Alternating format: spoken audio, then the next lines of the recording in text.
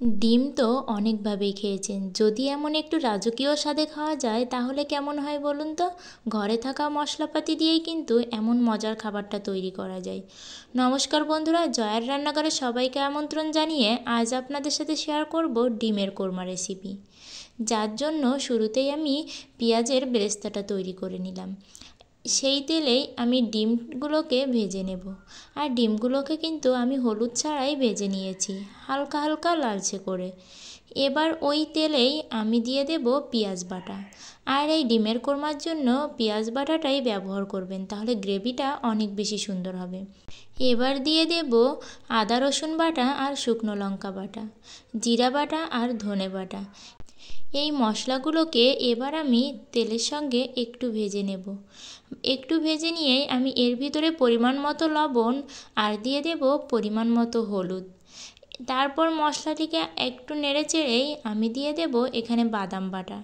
আমি এখানে বাদাম বাটাটা ব্যবহার করেছি, আপনারা এটা চাইলে স্কিপ করতে পারেন, কোনো ব্যাপার না। তবে বাদাম বাটাটা দিলে কিন্তু গ্রেভিটা খেতে অনেক বেশি মজার হয়। আর মশলা কষানোর জন্য আমি এক্সট্রা জল না দিয়ে আমি বাদাম বাটাটাকে অল্প একটু জল মিশিয়ে দিয়ে দিলাম। এবার দিয়ে দেব গোটা কাঁচা লঙ্কা। এই কাঁচা লঙ্কাগুলো দিয়ে মশলাটা যতক্ষণ না পর্যন্ত তেল ছেড়ে দেয় আমি ভাজতে থাকবো। আর মশলাটা তেল ছেড়ে দিলেই আমি এই মশলার ভিতরে ডিমগুলো সব দিয়ে দিলাম। দিয়ে মশলার সঙ্গেও ডিমটাকে 2 মিনিট কষিয়ে নেব। এভাবে কষিয়ে নিলে ডিমের ভিতরে মশলাটা ভালোভাবেই ঢুকে যাবে। তারপর আমি পরিমাণ মতো জল দিয়ে দিলাম। আরেকটা কথা তো বলতেই ভুলে গিয়েছি, আপনারা ডিমের গাটা কিন্তু একটু ছুরির সাহায্যে কেটে কেটে নেবেন, তাহলে মশলাটা ডিমের ভেতরে খুব ভালো করেই ঢুকে যাবে। এবার ঝোলটা একটু কমে আসতেই আমি এর ভিতরে গুঁড়ো দুধ দিয়ে দেব। আর গুঁড়ো দুধের ভিতরে আমি অল্প পরিমাণে জল মিশিয়েই দিয়েছি, যেহেতু আমার রান্নাটা কিন্তু প্রায় শেষের পথে। আপনারা চাইলে এখানে গুঁড়ো দুধের পরিবর্তে নারকেলের দুধটাও ব্যবহার করতে পারেন, তাহলে কিন্তু এটা খেতে আরও বেশি মজার হয়। আমার তো নারকেলটা আনা ছিল না, তাই আমি গুঁড়ো দুধটাই ব্যবহার করেছি।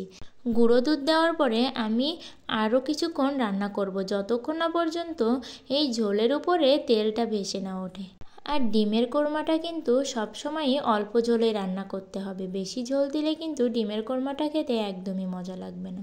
রান্নাটা হয়ে গেল, এবার আমি উপর থেকে পেঁয়াজের বেরেস্তাটা ছড়িয়ে দিলাম। বেরেস্তা দিয়েই আমি এটাকে নামিয়ে নেব। এভাবে আপনারা অবশ্যই বাড়িতে বানিয়ে খাবেন। আর আমার এই ভিডিওটি ভালো লাগলে অবশ্যই লাইক কমেন্ট শেয়ার করবেন। আর আমার চ্যানেলটি সাবস্ক্রাইব করে পাশের ঘন্টাটি বাজিয়ে অল অপশানে সেট দিয়ে পাশে থাকবেন।